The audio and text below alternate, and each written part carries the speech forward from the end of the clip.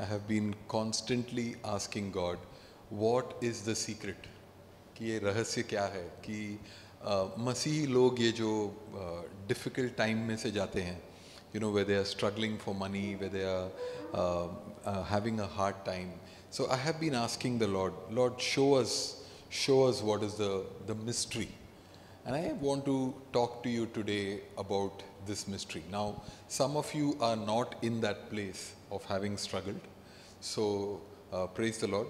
Some of us are in that struggle. Praise the Lord. Some of us have just come out of the struggle. Amen. But I will tell you this one thing. If you follow God's principles, you will come out. Come on, if you believe it, you have to say amen. Amen. If you believe and if you follow God, you will come out of every struggle. You know, when the people of Israel were crossing the Red Sea, the first few people had crossed the Red Sea and they were on the other side. But the last guys were still getting in. Really? Because they were all going as a you know, in a file, and the waters had parted. And as the waters had parted, they were walking through that little space. Amen. So some had got out of the Red Sea, some were in the Red Sea, some were just about to enter the Red Sea. Amen. But they all crossed. Come on, say they all crossed. Amen. So all of us will cross. Amen. All of us will cross the Red Sea. So all of us have the grace of God upon our lives to have financial freedom. Are you with me? To have financial freedom. Now, when I start talking finances, I don't want you to think I'm talking prosperity gospel. Are you with me? Every one of us are meant to prosper. Amen. So, if that is prosperity, so be it. We are into prosperity. But we are not into prosperity at the cost of God Himself. Okay, I'm going to wait for you guys to start responding today, okay? Are you with me? Are you getting this? So I started asking God about this whole, Lord, show us. There has to be one key that we are all missing. Amen. There has to be a key. Listen, in God's kingdom, God's word teaches us, I pray that you will prosper. Amen. Body, soul, spirit. 1 Thessalonians 5. I pray that you will prosper. This is the prayer of the apostles. This is in the Bible. The Holy Spirit allowed that line to come in the Bible because God expects us to prosper. Are you with me? Now, yes, there will be people in the world who are prospering. That is a different equation altogether. Amen. We have a different equation.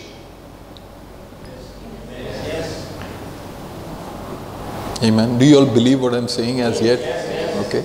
Okay. So, Elijah, I need you to smile, okay, if you believe. All right. Are you guys with me? We have a freedom in Christ Jesus. Psalms 37, I think it is verse 16. Psalms 37 verse 16. This is the verse that has challenged me over 2 years. Trust me, when I'm saying this, there are different verses in the scripture that I have taken and I have, you know, tried to meditate, fight, understand, get to the bottom of that scripture with the Lord. Okay? And this is one of those scriptures. It says that even in the days of famine, Psalms 37 verse 19, it says, they will not be disgraced in times of adversity. They will be satisfied in the days of hunger. Are you with me? Days of adversity can come. Please hear me today. Days of famine can come. Days of recession can come. Are you with me? Days of recession can come. I was listening to one, you know, these stock. You invest into stocks. So there are these guys who conduct these webinars, you know, and he said something so powerful. And when I heard him, I said, man, that sounds like church. It is a line that we should use in church. It is not for the man of the world to say. He says, even when the stock market is making losses, you must make profit. Said Psalms 37. Hear what I'm saying? Even when the stock market is making losses, you must make profit. Amen. Even in a falling market, you can make profit, he said. And I said, man, that is what a man of God should be able to say. Even in the times of famine, God's people will not be put to shame. Come on, how many of us can believe this verse for the Lord? Amen. This verse is from the Lord. Even in their times of famine, days of adversity, they will not be disgraced. I am more excited than you guys are today. But you know, this key is so important for us. This is such an important key. So when I start teaching you this, I want you to understand. If you're making notes, please do. If not, I'm praying that our recording is good enough for it to be uploaded. But this is something that is so important. I want to talk to you about Christian principles. Amen.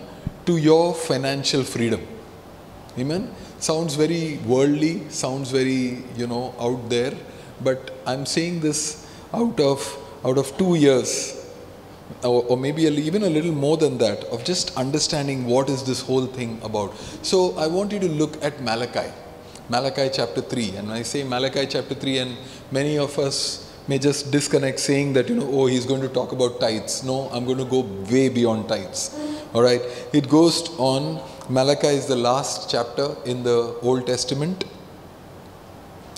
But such a powerful book, last chapter, last book in the Old Testament. Malachi chapter 3. Amen. Verse 8 to 12.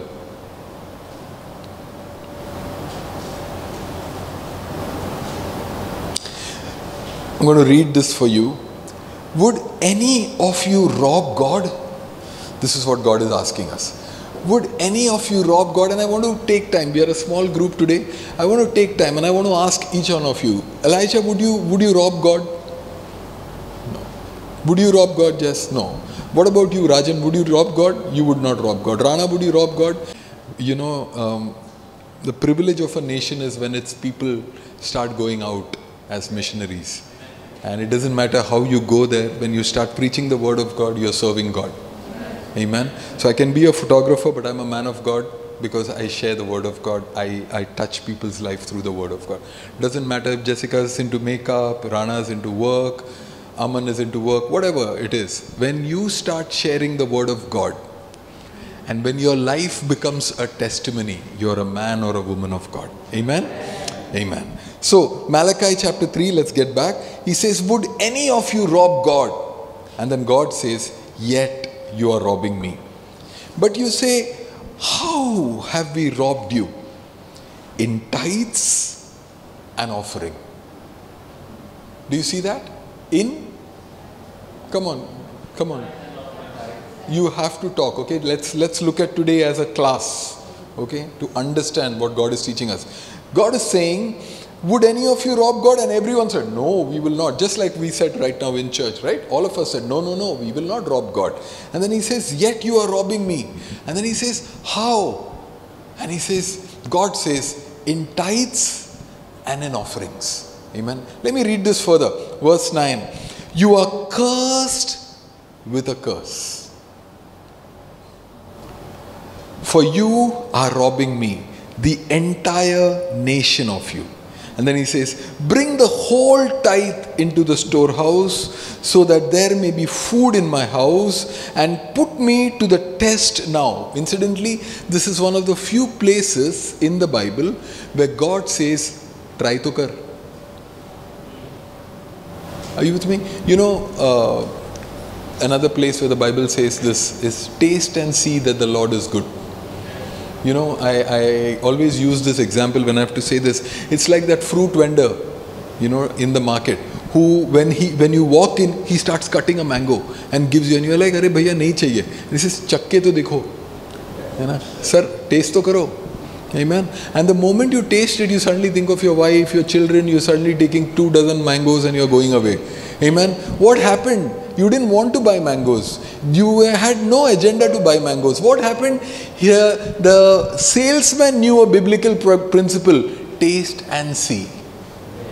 Are you with me? taste and see the Lord is good. Hallelujah. You have a difficult time, you don't know what to do, life is a mess. One simple answer: taste and see. Amen. Because He is a God who never leaves you, never forsakes you. He is a God who will walk with you through the valley, through your difficult times, through your tough times. When everybody has left you, deserted you, He will be with you. Hallelujah. And so this is another place where He says, come on, try me. Try me in this.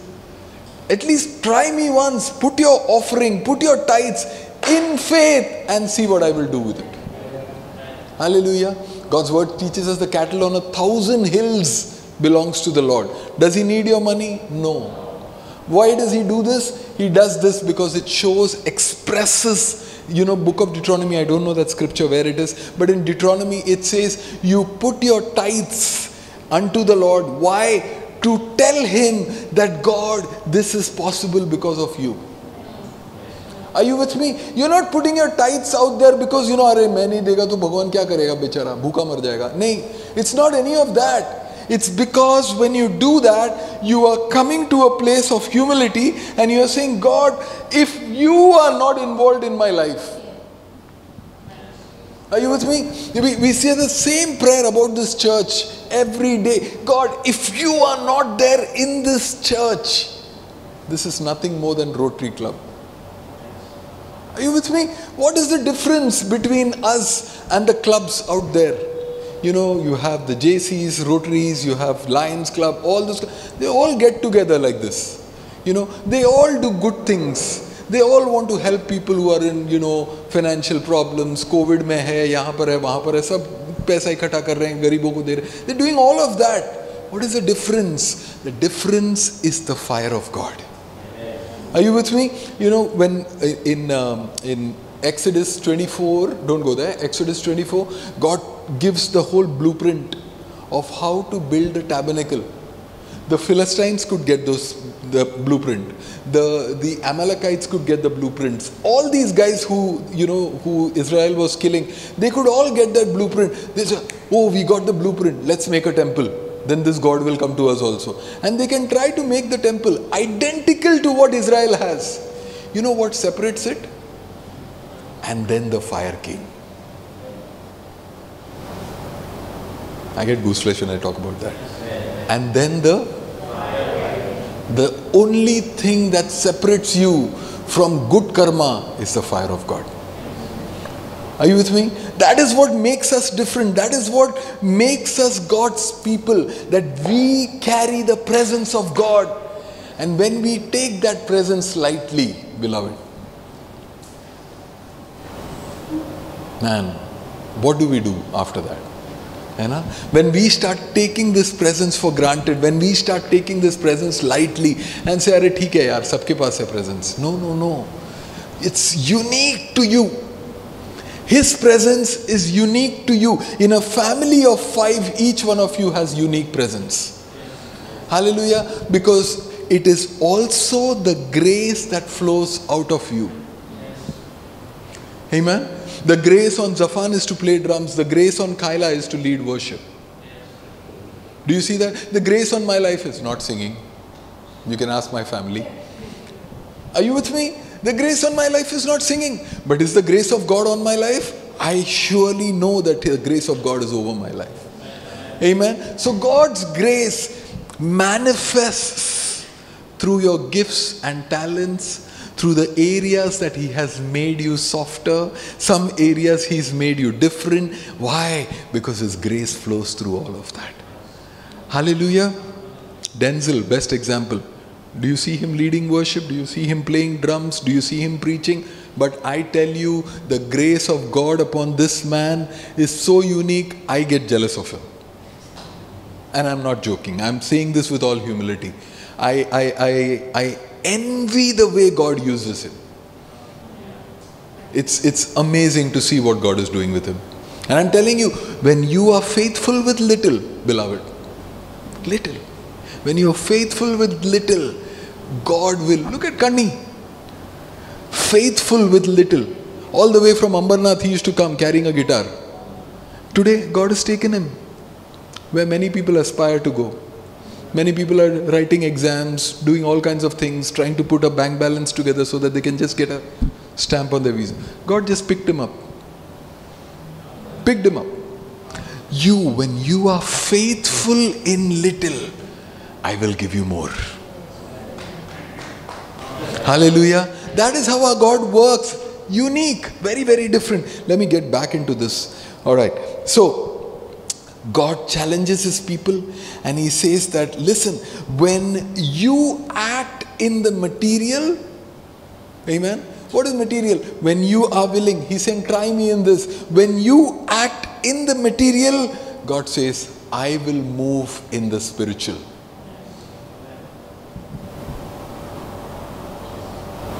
Are you learning something today? Are you getting this? Can I just share with you? You know, when right from my early born again days, you know what I used to do? I used to have I always had a diary, and on the back page of my diary I would write down every rupee that I have earned, and I would have a column where I would put 10%. The moment it comes, give off. Now, these are not rules, these are not, laws. I'm not telling you that this is how it is. Listen, we live under grace. All grace comes from Christ Jesus. I'll get to that. Amen. All grace comes to us from Christ Jesus. Amen. So you get that grace from the Lord by the infilling of the Holy Spirit to become a giver. Are you getting it, Rajan? Yeah. It comes to you from the Lord. But this is what I used to do. I used to make a column. I used to just put it down there. Amen. And coming Sunday, the following Sunday, I would come with that amount prepared. So I would have my wallet on this side, but this is where my tithe would be. So that the moment the bag passes by, it's there. I'm done. Now cancel that out. Paid. Amen. Go to the next week. Go to the next week. Go to the next week. And keep giving more and more and more beyond your tithe. Why? Because you know that it is all coming from the Lord. Hallelujah. It is all coming from the Lord. And if it is coming from the Lord, Lord, I want to give it back. Amen. God blesses us in the new covenant, beloved. Hear me today, please. Today, God is not asking you for your tithe like in the Old Testament where it was a rule that you have to give. Today, God blesses you with a tithe, with your money, so that your financial abundance comes from the Lord. Why? So that you can be a giver. Amen. Do you ever make that prayer, Lord, give me so that I can give more? Amen. Let me give more than what I have. That should become your prayer. When you are standing in a crowd, when you look at people who need to be blessed, your challenge should be, God, I want to give. Amen. And when you start giving, amen, you know what you do? When you start giving out of the little that you have, you step into, let me explain this to you, you step into what is called the faith principle. Are you learning something today? Yeah, is everybody okay with what I'm sharing? You step into the faith principle. Amen. What is the faith principle? That before I get, I will give.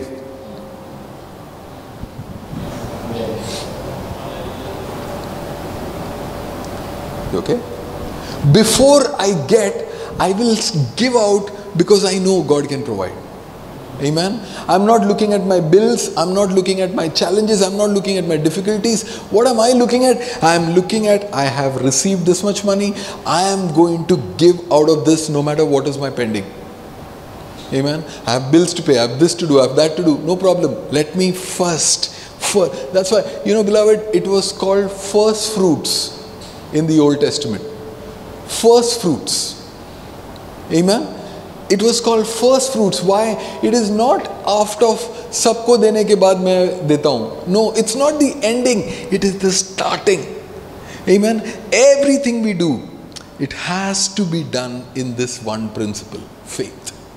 Amen. Bible says in the book of Hebrews, without faith, it is, anybody? No whispering. Come on. Yes, without faith it is impossible to please the Lord.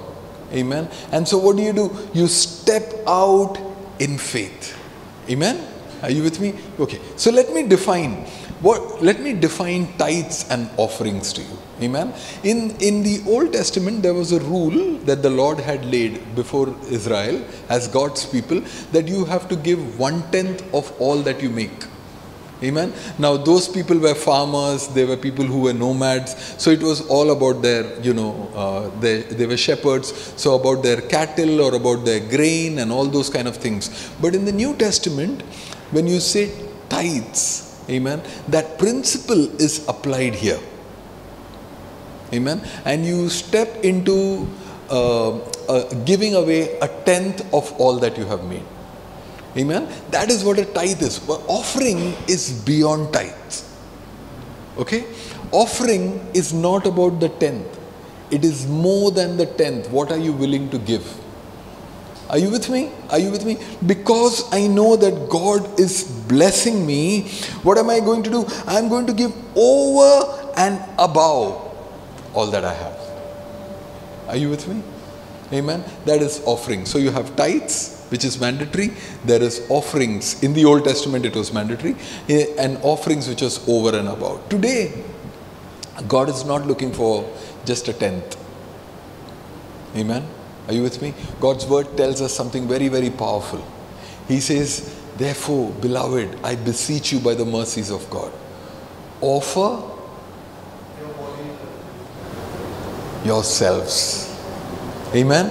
It's not about just your money. It's about everything being offered. So does that everything include your money? Amen. Does it include? Beloved, I have been a victim to this, and I want to say this to the whole church. There is a whole teaching out there. Arey, tithes was Old Testament, New Testament में tithe नहीं होता है. सब वो church वाले लोग चोर लोग हैं, वो लोग पैसा बनाने के लिए कर रहे हैं. All these kind of lines you will hear. Okay?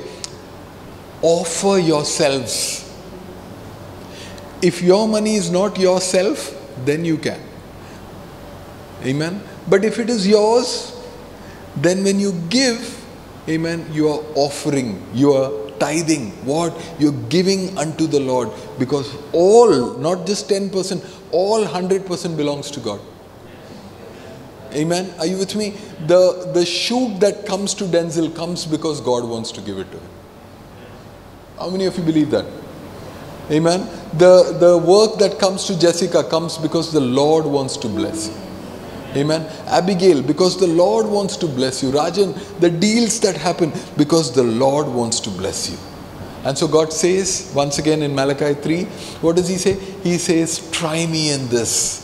If you will step forward in the material, I will move forward in the spiritual. Are you catching this? Are you understanding this? All right. And then he says, then, verse 11, then I will rebuke the devourer for you. This morning, this word just came and hit me so powerfully. That there is a devourer out there that wants to eat away the harvest of a believer.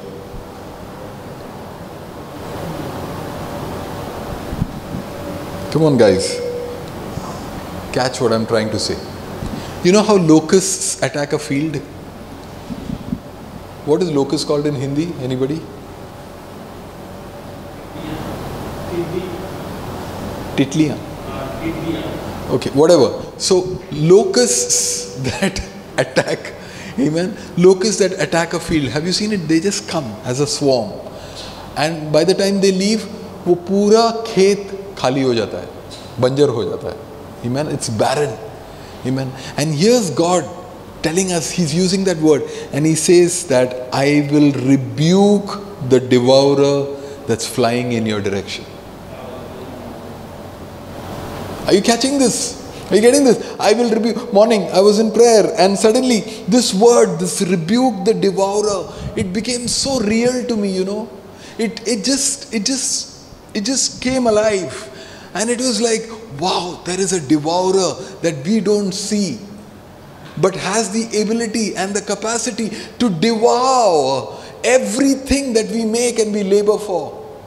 Hallelujah. Your name, your career, your finances, everything that you're building up overnight, the devourer can come. And so God says, then I will rebuke the devourer, so that it will not destroy the fruit of your ground, nor will the wine in the field prove fruitless, says the Lord. And look at verse 12. This is so important. All nations will call you blessed. Come on.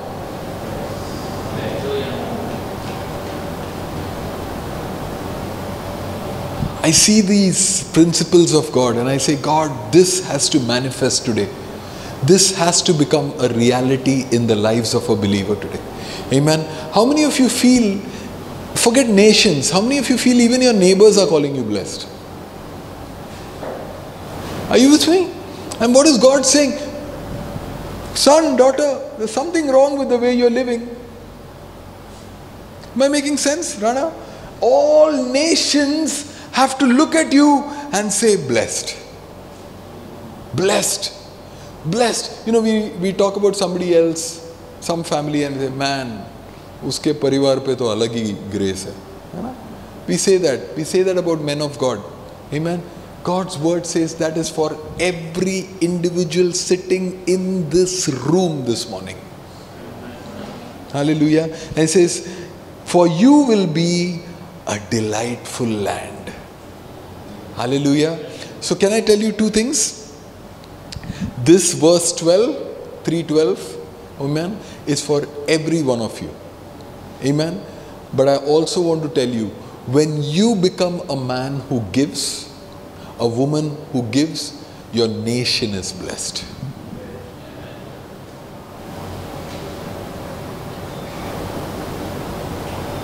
Are you getting this? Is this going too deep? Are you understanding something? Amen. When you start giving, it's not just you, it is the nation, it is India that is blessed. You know, we look at some nations and we say, "Arey yaar, wahan par garibi hi garibi hai. That land is full of poverty." Can I tell you, the secret is this? The church is robbing God, and the fruit is seen on the nation.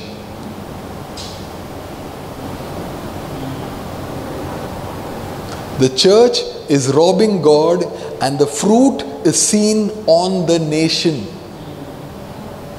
Are you with me? So as a church, when Tabernacle of Prayer does not give its tithes, amen, the result is the impact it has, economic impact it has on the land. Amen. But when we as individuals, when we start giving, and as a nation, we pick that up, amen, as a church, not as a nation, we pick that up and the church starts giving. Amen. So what happens? The nation is blessed. Are you getting this? Are you understanding this? So God's blessing. Now, many of us may say, but the law ended. Amen. Have you ever heard this line? The law ended, so you don't need to tithe. Have you ever heard? Yes, I'm going to break that for you today. Amen. Because even I believed that for a while. Amen. So many of us are told, but the law ended. Hebrews chapter 7. Amen. Christ is the end of the law.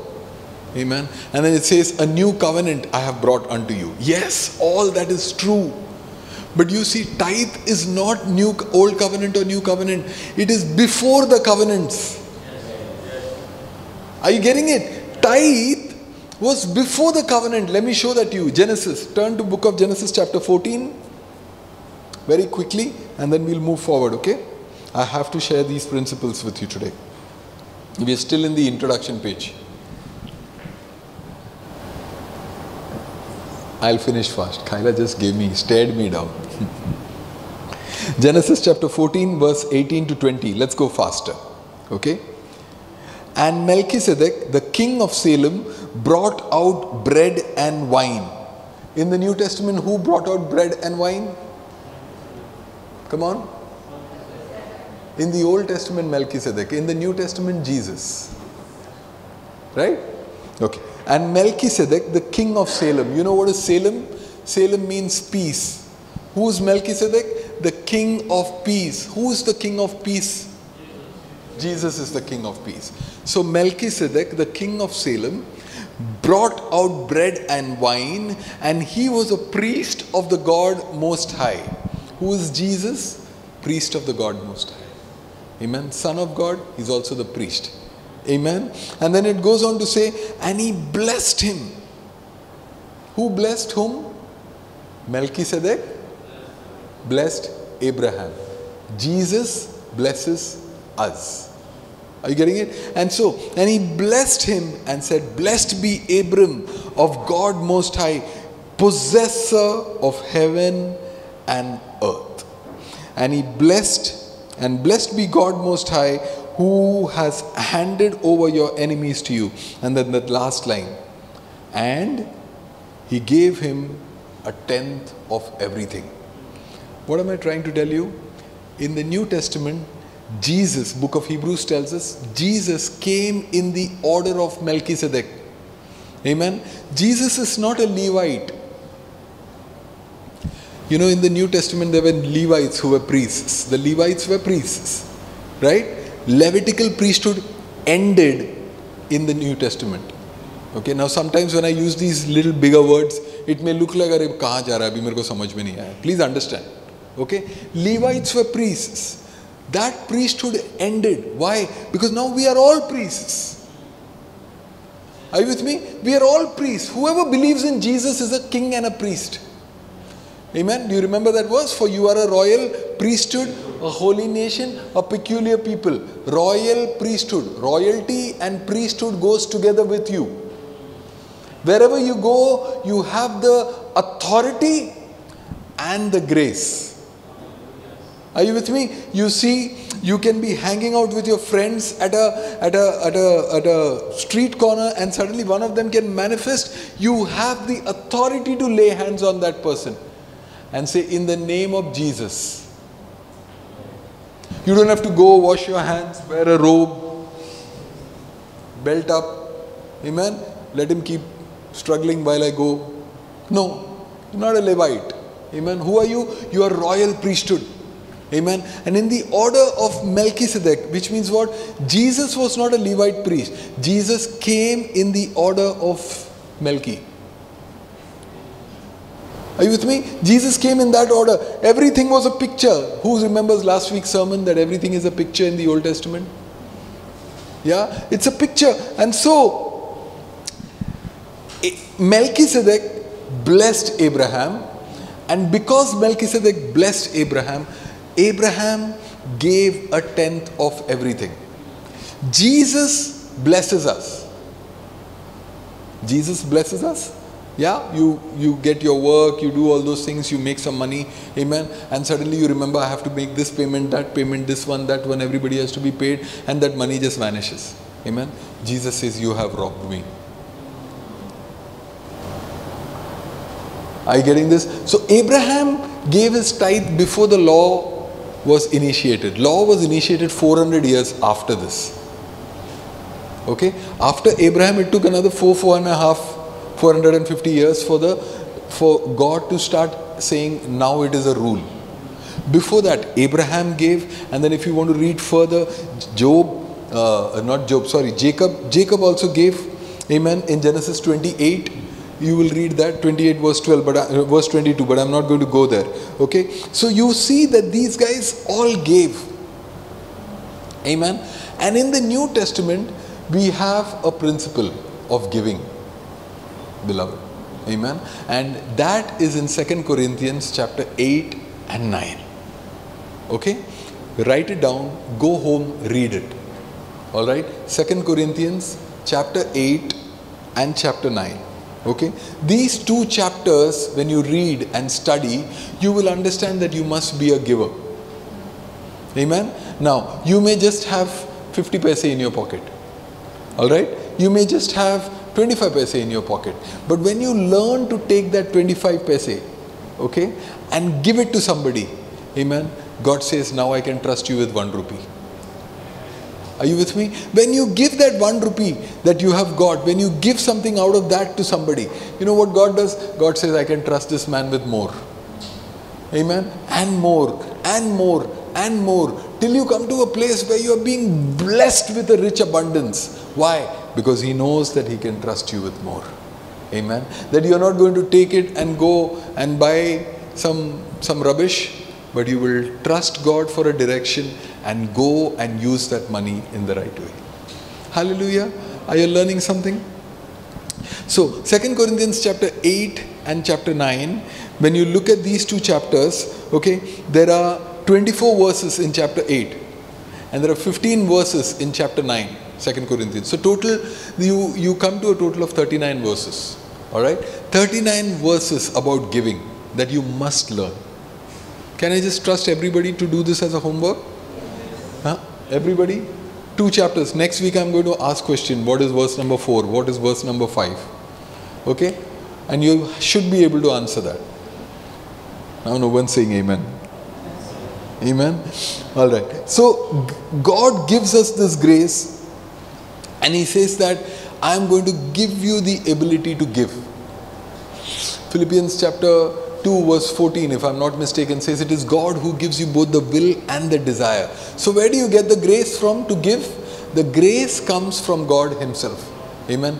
Jesus died for our sins. Amen. So what happened on that cross? Now I'm going fast forward. Okay, so you may think that I'm rushing through, but I want to bring this to a close before your energies dip. Alright. So what happened on that cross? On that cross, Jesus paid the price. Forgiveness is offered because Jesus was punished for our sins. How many of you believe that? Righteousness comes to us. Why? Because Jesus was made sin. Amen. Healing comes to us because by His stripes we are healed. Amen. And in the same way, financial blessings come to us because He was made poor.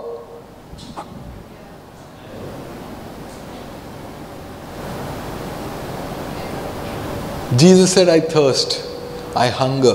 He became poor so that you may become rich. Come on, say that with me. Let's all say this together. At the count of 3, I want you to say, He became poor so that we can become rich. Amen. 1, 2, 3. He became poor so that I can become rich. Amen. So, look at 2 Corinthians chapter 8, verse 9. Are you all okay to, if I finish this in the next 15 minutes, can you all still focus? Yeah? Please, this is very, very important. I really want us to all catch this, get this, make notes. So, 2 Corinthians chapter 8 verse 9 says, for you know the grace of our Lord Jesus Christ, that though He was rich, yet for your sake He became poor. Can you say, He became poor? So that you through His poverty may become rich. Hallelujah. See, poverty is a curse, beloved. Are you with me? Poverty is a curse. Amen. I'll show you that. Look at Deuteronomy 28. Deuteronomy 28 is the big chapter about blessings and curses. Amen. Big chapter about blessing and curses, and God speaks about blessings. I'm going to do this, I'm going to do this, I'm going to do this if you will follow me. And then He goes into, I'm going to do some things if you don't obey. Amen. And in verse 48, Deuteronomy 28 verse 48, He says something very powerful. He says, if you don't obey these things, He says, you will serve your enemies whom the Lord will send against you. Amen. In hunger, in thirst, in nakedness, devoid of all things. Do you see that? In which category does it come? In the curse category. Are you getting it? So where is poverty? Poverty is in the curse category. Beloved, we are not called to struggle the way we struggle. Are you with me? We are not called to be struggling for finances. What is God calling us for? God is calling us into a place of financial abundance. God is, listen, just like salvation. Amen. Salvation is not just about one part of your life. God wants to see salvation in every area of your life. If you are going to be the most amazing believer, amen, who is blessed to see breakthroughs in other people's life, for their sickness, for their marriage, for this, that, all of that. And if you're struggling with finances, amen, that's a struggle. Struggle is not from God. John 10:10 says, the enemy comes to kill, to steal, and to destroy. And then part 2 of the same verse, but I have come that you may have life. Not just any life. Life in, come on, speak it like you believe it. Life in, I have come that you may have life in abundance. Hallelujah. My God wants me to be in abundance. The enemy comes to steal, to kill, to destroy. My God wants me to be in abundance. Hallelujah. I hope you're getting this. I hope you're learning something. Amen. So Jesus was made sin so that we may look right before the Father. Jesus took on stripes on his body. By his stripes. Why? So that we may be healed. Hallelujah. Jesus was cursed so that I can be blessed. Jesus was abandoned from God. Why? So that we will never be abandoned by God. Father, Father, Eli, Eli, lama sabachthani. Why have you forsaken me? Why? So that God will never forsake me. Hallelujah. Jesus was made poor so that through his poverty, come on, 8-9, 2 Corinthians chapter 8 and chapter 9. These are 2 chapters we have to learn. Now chapter 8 verse 9 says, through his poverty I may be made rich. Hallelujah. Rich not just financially, also spiritually. Oh, come on. Are you getting this? Rich in every area. Now, if you are hanging out with your friends, street corner, chilling out, doing all those things and, just faffing away. And suddenly you see someone who's manifested. Amen. Everyone in that crowd is poor because they don't have spiritual authority. Do you have authority to go lay hands on that man? Amen. And he will be healed. He will be set free. Isn't that spiritual abundance? Amen. Whatever you did last night is between you and your Father. When you stand there, you represent the Father. Are you with me? My daddy can be upset with me at home. When I step out of the home, I am still a Samuel. Oh, come on guys. I'm still a Samuel. Are you with me? Oh, come on. Would Blaze not do anything for you, Jessica? No matter what it is. Amen. When you come out of the house, you are his daughter. Anybody in that lane can try to act smart with you. He will step up. Are you with me? And no matter what you and he were fighting about at home.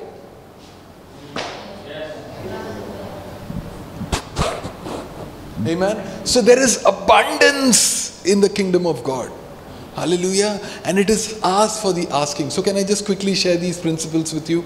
I have I think 6 or 7 principles. I'm fast forwarding some of my notes so that I can just share these important principles. And every one of these principles are important. And those of you who are watching us also, I want to tell you, please write this down. Write this down and make notes of what I'm saying. If you don't have a pen and a paper, WhatsApp me directly and I will forward you my notes. Amen. First point, giving, pay attention, giving begins with you giving yourself first.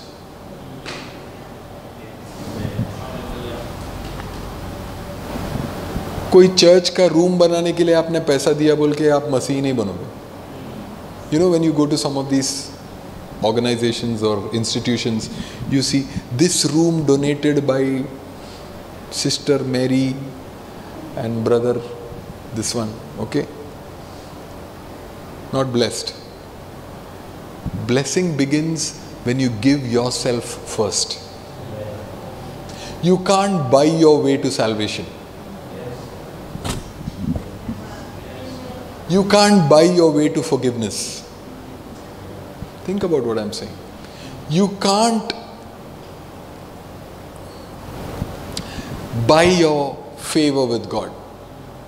Hallelujah. How does it come? It comes when you give yourself first. आप अपने आप को पहले समर्पित करते हो और फिर आप उसमें से परमेश्वर को भेंट देते हो. हालेलुया. अपने आप को समर्पित नहीं करोगे, no choice. Hallelujah. I'll continue my ways. Arey, but I'm giving, no. Not counted. Not valid. Okay. So look at 2 Corinthians chapter 8, verse 5. Look at what Paul is saying. Paul is speaking to the church of Corinth, okay? And he says, and this, not as we had expected, but they first gave themselves to the Lord and to us by the will of God. How many of you are committed to the Lord? Come on, let's see a show of hands. How many of you are saying, no matter what happens, I will pursue Jesus? No matter what happens, I'm going to follow Jesus. Come on, show me. Let me see your hands. Kaila, I want to see your hand. Amen. And so, if that is the singular focus of your life, amen, all these things will be added to you. Let's go further. Amen. If you give yourself, you belong to Jesus. And then if you belong to Jesus, that money is not yours anyways. Are you getting it? Are you understanding it? All right. Second point. What happens with giving? Giving to God draws the attention of God. Remember last Sunday I was saying, out of all of India, then out of all of Maharashtra, out of all of Mumbai, out of all of Andheri, out of all of Warsaw, so many churches, so many worshippers, how do I draw God's attention to me? Do you remember me saying that? How can I draw God's attention towards me? Amen.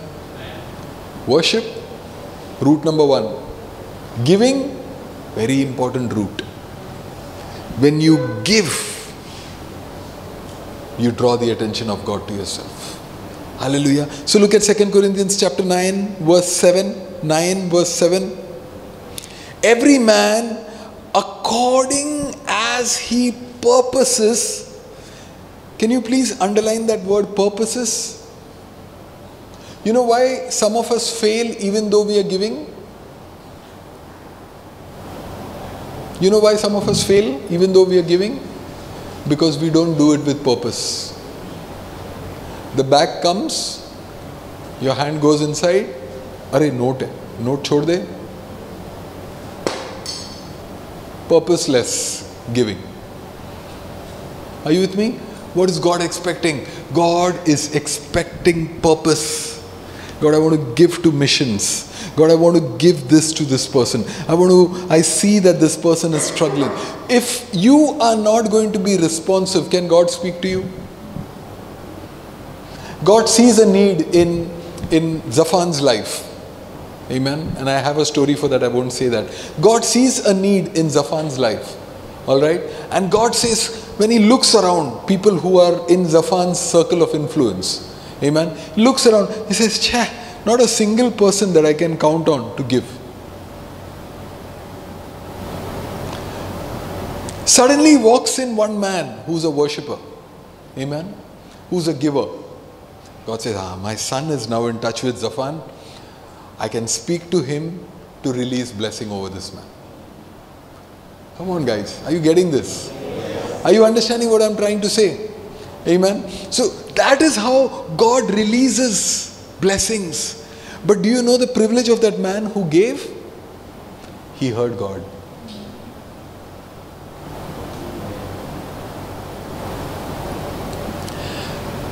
Second Corinthians 9:7, the same verse. Every man according as he purposes in his heart. So let him give, not grudging, not because he has to give. And then he says, for God loves, say loves, a cheerful giver. Amen. God loves a cheerful giver. You know what that word cheerful means? I was sharing that with Zafan in the morning. It's a Greek word. Amen. And you know what it means? Hilarious. Now put that word together. Put that word out there. God loves a hilarious giver. Hallelujah. God loves it when you are laughing and giving money to somebody. When you're laughing and giving your talent to somebody. When you're laughing and investing time to help somebody. God loves it when you are laughing and not complaining and you're going out to somebody's place even though it is exhausting and serving. I'm very, very selfish. You know why I have Kyla and Zafan serving in the church? They draw God's attention.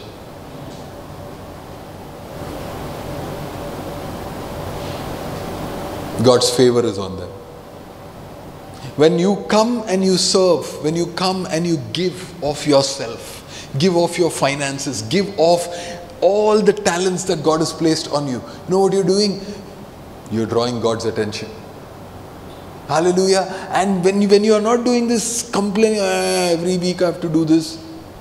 Every week I have to stand and preach. Every week I have to lead a song. Every week I have to play. When you're not doing this out of grudging or out of necessity, but when you're doing this because you want to serve Jesus, God loves a hilarious giver. I hope that stays with all of you. God loves a hilarious giver. All right. Now, Psalms 51 verse 12. I'm trying my best to go fast. Restore unto me the joy of salvation and uphold me with your free, underline free, with your free spirit. Psalms chapter 51 verse 12.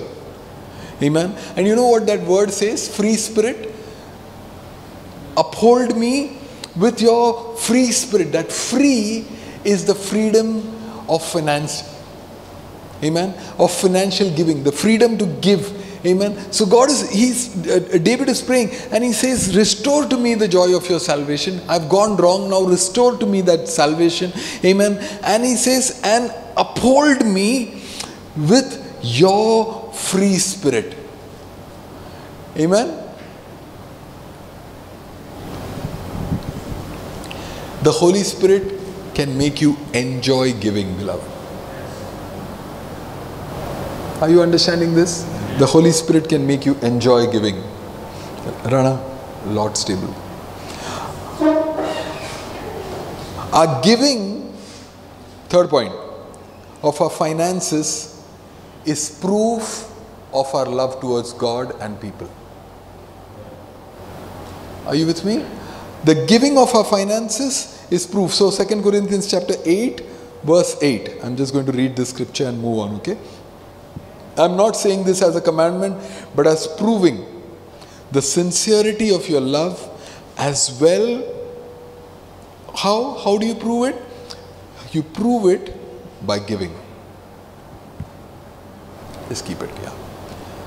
Our giving of our finances is proof of our love towards Jesus. Now look at 2 Corinthians chapter 8 verse 24. How do you give? You know, all our life we've been told hide and give. Here's what Paul is saying. Paul says, show them the proof of your love. Show them. If it is a blessing, let them know. Why? Because if you do it right, it is a proof of your love for Jesus. Amen. Point 4. When God's people share, everybody has enough. Are you with me? When God's people shares, everybody has enough. You could have a want, I could have abundance. But when I'm willing to share my abundance with you, amen, when you read these 2 chapters, you'll understand. When I'm willing to share my abundance with you, it will not be a burden for you and me, because tomorrow when I'm in need, you may have abundance to give. Are you getting this? Giving completes and establishes our righteousness, which we have by faith in Jesus Christ. Giving, this is our 5th point. Giving completes and establishes our righteousness, which we have by our faith in Jesus Christ. Let me read this to you. 2 Corinthians chapter 9 verse 9. He scattered abroad. Listen to this verse, it's so powerful. He scattered abroad. You know what is scattering? You know, a farmer takes rice and he just throws. That is the word that is being used. He scattered abroad, he gave to the poor. Amen. Did he become a beggar? Did he become a pauper? No. What does God say? His righteousness endures forever. Amen. So when he gave, what happened? It is like a cement that seals your righteousness as a man of God.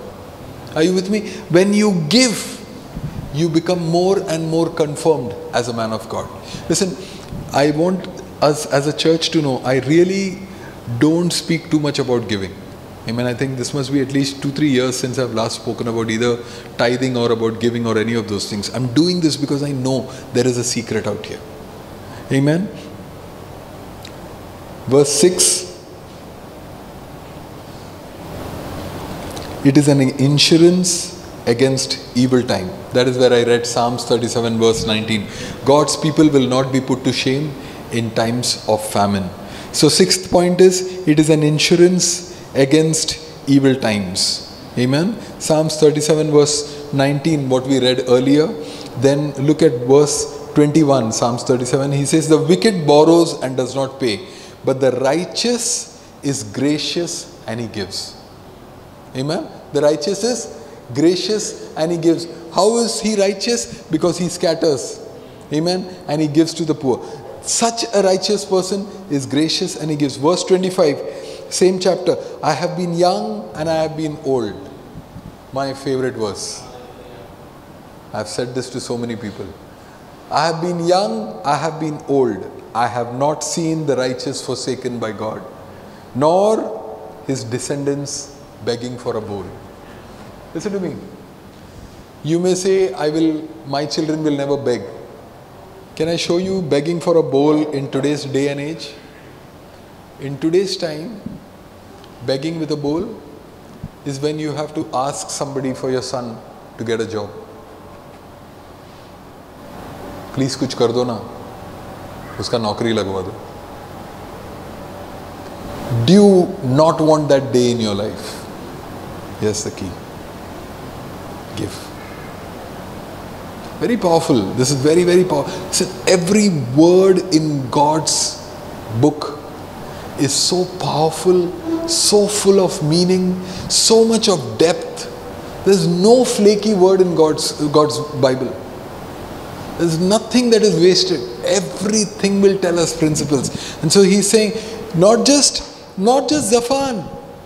Listen, the day I start giving, amen, I have ensured not just Zaphan, I've ensured Zaphan and Zaphan's son and Zaphan's son. Why?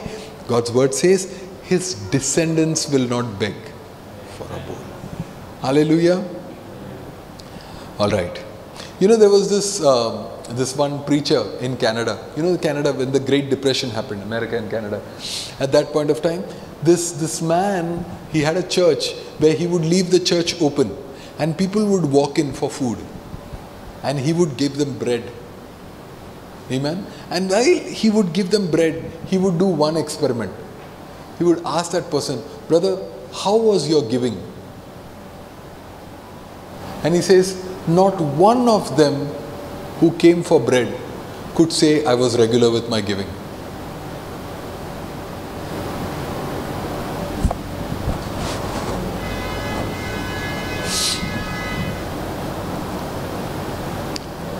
All right. I want you to look at one more scripture and then we'll get into the last point and we'll pray. Philippians chapter 4, verse 18 and 19. I'm going to go through this very quickly because this is an important scripture.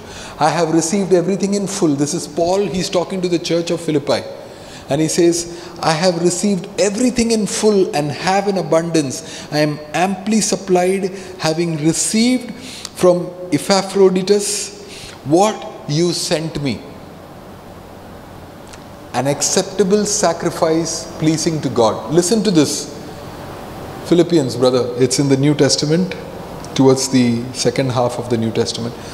Philippians chapter 4 verse 18 and 19. Where Paul is telling the church, listen guys, Philippi church, I have received everything that you sent with this guy. Okay? And can I just tell you this, that it is an acceptable sacrifice to the Lord. Amen. And then he goes on to say, and he says, but my God will supply all your needs. How? Not according to your neighbor's riches, according to my Father's riches. Come on, you are not getting this. Come on, I was jumping with joy on this scripture. But my God will supply all your needs. I want you to know one thing. We are all very good at putting this outside our house. My God will supply all my needs. It's not for everybody. Who is he talking to? He's talking to a church that is giving. And he says, I understand that you sacrificed. I understand that you have given out of what you could have used to do something. Amen. And he says, I understand God accepts this sacrifice, and because you made this sacrifice, my God will supply all your needs. Not otherwise. You don't give and you try to quote that scripture, whack will come. Are you getting it? I don't want to give, but my God will supply all my needs. Nahi hoega. But when you learn to give, amen, he will supply. Last. You guys can start stretching. I'm sorry if it went long. God's grace. Now this is the biggest point for me. Okay. God's grace, Kyla, I want you to go to the scripture, 2 Corinthians 9:8, provides abundance and overflow. Come on, I don't know how many of you believe this. God's grace over a giver is that he will have abundance and overflow. What is the effect of giving? God's grace. Amen. The favor of God, the blessing of God, the grace of God will work over time. What? To give you abundance and overflow. Amen. When do you not give? You don't give when you don't have faith. Unbelief and fear. What will I do tomorrow when I don't have? Amen. What does the world say? Arey kuch to bacha ke rakho for your old days. What does God say? Give and it will be given to you. Does God's word say bacha ke rakho? No. He says give and it will be given to you. Pressed down, shaken together, overflowing of your bosom. Why? It is God's principle. Amen. It is God's method. Amen. He who sows sparingly will also reap sparingly. Amen. Do not be deceived, Galatians. Do not be deceived. God is not mocked. What a man sows, he will reap. You sow out of a teaspoon, you will reap out of a teaspoon. Amen. But I'm not running a business class. Whatever you give has to be out of love, not because you are expecting anything back. You know? Many Christians have become businessmen. देने में समझदारी है. Are you with me? Go back to point 1. Give yourself, then you're giving.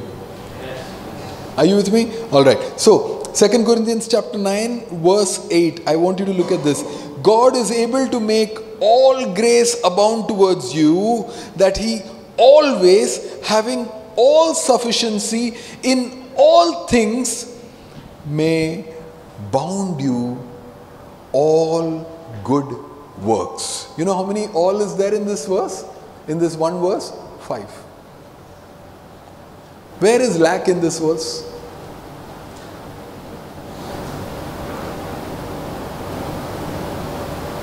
Is there any lack in this verse? He's saying God is able, amen, to make, say this with me, God is able to make all grace abound towards you, that he always, having all sufficiency in all things, may abound to all good works. Sab provision aayega. Are you with me? All provision will come. How do you do it? You start by